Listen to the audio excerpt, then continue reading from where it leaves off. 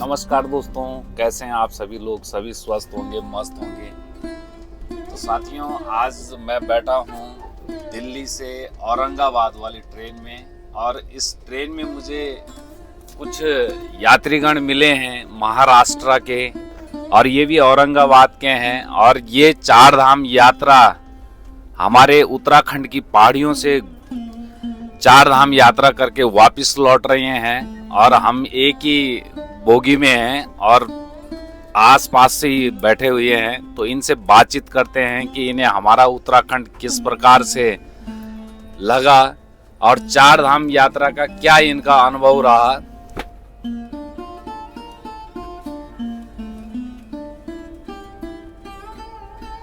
YouTube channel कौन सा? नमस्कार भाई। नमस्कार। क्या नाम है आपका और कहाँ से आए हैं आप? मेरा नाम अंजय पोड़गु है। मैं नांदेड़ डिस्ट्रिक्ट से आया हूँ जी। तो कब चले थे आप अपने महाराष्ट्र से, और कितना टाइम आपको ऋषिकेश तक पहुँचने में लगा, और पहली यात्रा आपने कहाँ की? हम स्टार्ट हो गए घर से 4 तारीख को। 5 तारीख दिल्ली आ गए।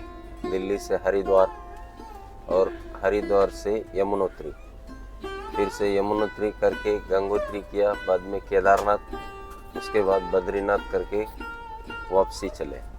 अच्छा, तो कितना समय लगा आपको टोटल आज यहाँ तक पहुँचने में? 10 दिन लगे। पूरे 10 दिन 10 लगे। दिन लगे।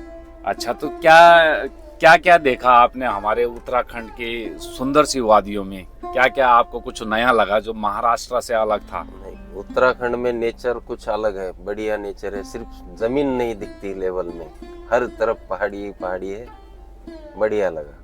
तो जो हमारे यहाँ सीढ़ीदार खेत आप लोगों ने देखे हैं, हाँ। जंगल देखे हैं, या आप लोग हमारे यहाँ के लोगों से मिले हैं, तो किस प्रकार का व्यवहार लगा? और सीढ़ीदार खेतों के लिए आप क्या बोलेंगे? लोग तो अच्छे हैं, बातचीत में भी व्यवहार में भी बढ़िया लोग हैं, उसके बारे में कोई दिक्कत नहीं है। अच्छा, इससे पहले भी आपने कभी पहाड़ियों की यात्रा की थी? नहीं की है, ट्रेकिंग गए? करते हैं हम। अच्छा। और इधर का कुछ अलग लगा, नज़ारा अलग है, नेचर अलग है। तो ट्रैकिंग में इससे पहले कहाँ पर गए थे आप लोग? हम गए कलसूबाई, महाराष्ट्र में सबसे ऊंचा पहाड़ जो है। अच्छा, तो आपके महाराष्ट्र का जो पहाड़ था और हमारे उत्तराखंड के जो पहाड़ थे, उन दोनों में कुछ अंतर है, काफी बड़े हैं इधर के पहाड़। काफी बड़े हैं। हाँ। अच्छा, जैसे कि आप लोगों के यहाँ बहुत गर्मी है, और हमारे यहाँ का मौसम आप लोगों को कैसा लगा? नहीं, मौसम तो इधर ज़्यादा ही हमारे ऐसे ही लगा। सिर्फ बद्रीनाथ और केदारनाथ में ठंड लगा, बाकी सब जगह पर ऐसा मौसम उतना कुछ ठंडा नहीं था। तो हमारे यहाँ उत्तराखंड के लोगों से बातचीत हुई है आपकी? हाँ हुई है, अच्छी बात करते हैं, सब रिस्पेक्टिव बात करते हैं।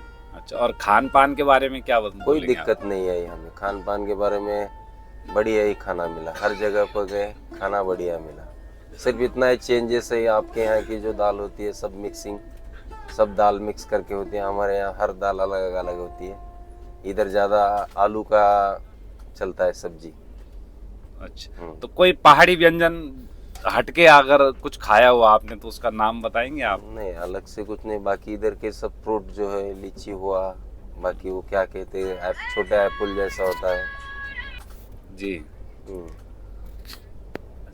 केदारनाथ चढ़ते समय जो है, ये घोड़े वाले जो होते हैं तो ये दिक्कत करते हैं। जो पैदल चलने वाले होते हैं उनको धक्का देकर निकल चलते हैं। इसलिए ऐसा होना चाहिए कि घोड़ों के लिए अलग लाइन रहनी चाहिए, और पैदल चलने वालों के लिए एक बैरिकेड बनाकर अलग से एक लाइन से क्यों न होता चलने का मौका दिया जाए। तो मैं थोड़ा सा आपको अवगत कराना चाह रहा हूँ कि जैसे पहाड़ियों में रास्ते संकरे होते हैं, तो 2 रास्ते बनाना मेरे हिसाब से थोड़ा कठिन रहेगा। हाँ, इतना हो सकता है कि घोड़े खच्चर वाले थोड़ा अलग चलें और एक साइड चलें, लेफ्ट में चलें, और आप लोग राइट में चलें, कुछ इस प्रकार का हो सकता था। वो चढ़ने के लिए जो रोड बताया है वो अच्छा ही वाइड है, मगर घोड़े वाले एक लाइन से नहीं चलते, जो वो आगे दौड़ने के लिए चलते हैं, इससे वो दिक्कत होती है। ऐसा कोई नहीं, पालकी वालों को भी वो धक्का दे के निकलते हैं। वो तो 4 लोग एक आदमी को लेके उतरते हैं, और ये पैदल चलने वाला सिंगल लाइन से चलता है, फिर भी दिक्कत करते हैं वो लोग। अच्छा, तो जब आपने 4 धाम यात्रा में आपने पैदल का मार्ग का सफर आप लोग कर रहे थे, तो आपने लाठी का सहारा लिया या लिया, लाठी लिया। का सहारा कंपलसरी लेना ही पड़ता है, क्योंकि चढ़ने में थोड़ी आसानी होती है। अच्छा, तो जब आप हमारे उत्तराखंड की खूबसूरत पहाड़ियों में अपना यात्रा कर रहे थे तो कुछ झरने दिखे हैं आप लोगों को? अगर दिखे हैं तो प्लीज। यमुनोत्री में है गर्म पानी का झरना, उसके बाद में गौरी कुंड में है, मगर गौरी कुंड में जो है तो पानी कम है, घुटनों से भी कम है। यमुनोत्री में पानी ठीक ठाक था। इधर के पहाड़ियों में हमने चीड़ के पेड़ देखे, जिससे एक फूल आता है, लोग वो भी बेच रहे हैं। वो फूल 20 रुपए 30 रुपए में वो बेच रहे हैं। वो बढ़िया लगा, वो फूल का डिजाइन अच्छा लगा। अच्छा, उसको हमारे यहाँ भाई जी छेंती बोलते हैं, छिंतैड़ा। अच्छा, और उसके विभिन्न प्रकार के अगर आप सर्च करेंगे, और जितने भी दर्शक मुझे इस वीडियो को देख पा रहे हैं, तो आप लोग अवश्य एक बार सर्च करना गूगल पर जाकर। और जैसे भाई साहब बता रहे हैं कि आप विभिन्न प्रकार की कलाकारियाँ उस पर कर सकते हैं। और उसके अंदर एक फल लगता है, उसको छेंतियाँ कहते हैं, काफ़ी स्वादिष्ट होती है। और जो चीड़ का पेड़ आप लोगों ने देखा, जो सड़क निर्माण के लिए जो कोलतार होता है, तो वो उससे ही निकलता है। उस चीड़ के पेड़ से सेल निकलता है, उसको राइस प्लेट मिलेगा खाना सर। उसको रोडियों में मिला के और फिर पेंटिंग होती है रोड में, तो वही चीज उसी का पेड़ था वो। देख लियो, ऐसा डिजाइन का ऐसा आता है। हमारे बंदे ने लिया शायद, लंबे, बहुत लंबे रहे होंगे। बहुत लंबे रहते और जो उसकी पत्तियां होती है, उसको हमारे यहाँ भैंस के नीचे बिछाने के काम में लाते हैं। अच्छा, तो काफी उपयोगी वृक्ष है वो हमारे यहाँ पहाड़ों का। अच्छा, तो आप दोबारा आना चाहेंगे हमारे उत्तराखंड? बिल्कुल, मौका मिलेगा तो फिर से आ जाएंगे। और कुछ घूमना बाकी है इधर से, और आगे नेपाल भी जाना है। फिर मौका मिलेगा तो और आएंगे। पंच केदार करना है, उसमें के कुछ तुंगनाथ, वो कुछ मध्य महेश्वर, ये हमारे अभी इस ट्रिप में कुछ पेंडिंग रह गया है। अगर मौका मिलेगा तो फिर से आएंगे, और बाबा के आशीर्वाद से। और दोबारा स्वागत है आपका, दोबारा नहीं कई बार स्वागत है आपका। आप आए प्रत्येक साल हमारे यहाँ उत्तराखंड में आए, तो आप लोगों का स्वागत है। धन्यवाद। तो दोस्तों, कुछ और भाई लोग भी हमारे यहाँ चार धाम यात्रा पर गए थे, तो इनसे भी बातचीत करते हैं।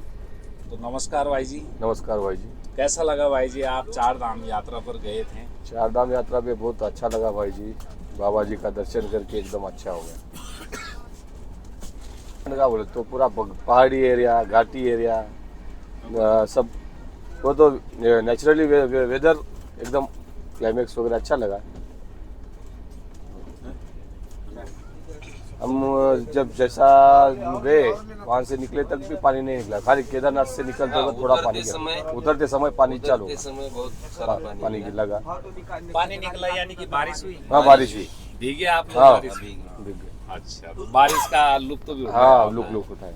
हम तो चाह रहे थे कि और- ऊपर बर्फबारी हो, हाँ। वो भी देखने मिले। अच्छा, वो भी चाह रहे थे आप? चाह रहे थे, मगर उतना वो नहीं हुआ। हुआ। अच्छा ऐसा है, आइस फॉल अगर होता तो वो भी एक एक्सपीरियंस अलग होता। अच्छा, बर्फीली चोटियां देखी होंगी हाँ, आपने? देखिए। केदारनाथ जाते हाँ। समय, बद्रीनाथ जाते समय। अच्छा, तो अगली बार जब आएंगे तो ट्रैकिंग का एक बार प्लान और ट्रैकिंग करके ऊपर अभी चढ़ने। आएंगे तो ऐसा करेंगे कि जब बर्फबारी होती है उस समय ट्रेकिंग करेंगे। जनवरी में आओ फिर आप, जनवरी में। बहुत अच्छी अच्छा। बर्फ।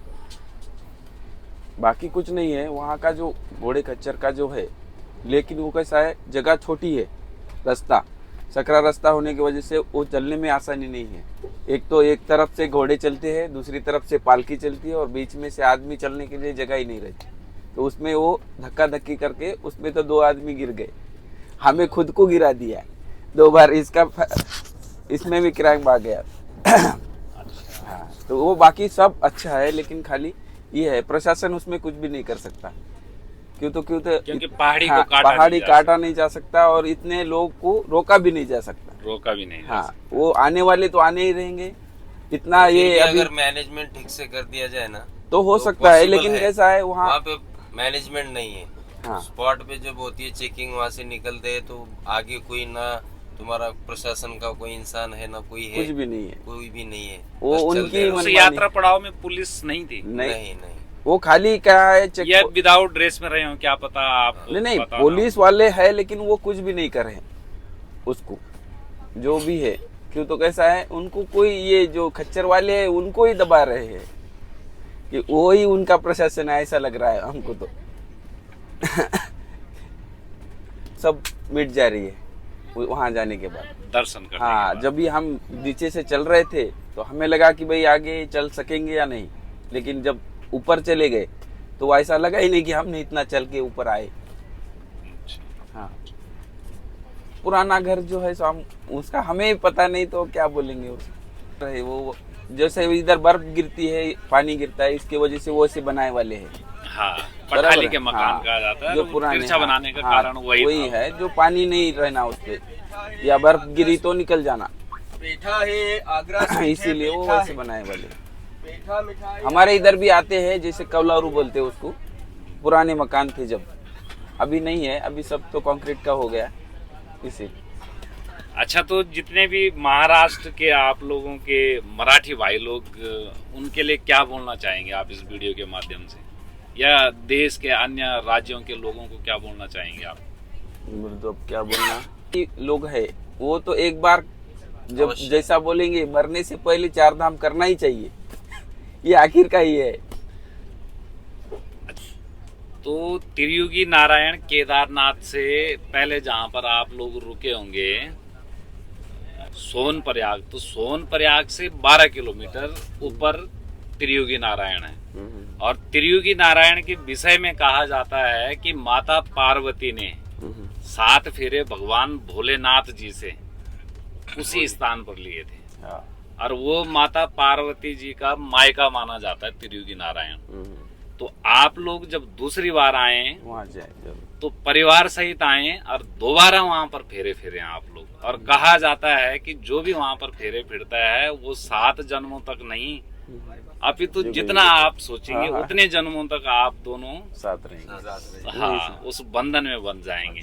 और यदि आप लोगों को और अच्छे से देखना है तो मेरे YouTube चैनल पे त्रियुगी नारायण इससे पूर्व वीडियो पे आप लोग देख सकते हैं। आपके महाराष्ट्र के कई सारे लोग गाड़ियां भर के आए थे और सभी ने वहां पर विवाह किया था। और ऐसा नहीं है कि कुछ 56 साल के भी थे, कुछ 60 साल के भी थे, जो जोड़े तो वाले हैं। वहां पर मन्नत पूर्ण होती है। तो ठीक है दोस्तों, एक बार दोबारा मैं बाहर का नजारा आप लोगों को दिखाता हूँ। कहीं भी कोई भी पहाड़ियां नहीं दिख रही है, कोई चोटियां नहीं दिख रही है, कोई गधेरा नहीं दिखने लग्या, कोई भैंसा गुरु कुछ नहीं छन दिखने लग्या, सिर्फ पटरी छन दिखने लगी है। और आसमान में ये खूबसूरत सफेद बादल, और आसमान को कलर भी अगर मैं बात करूँ तो एकदम प्योर नीलू कलर कखी नहीं दिखने लगी हूँ। तो ये वीडियो तो ये कि मैं समाप्त कर दूं। धन्यवाद।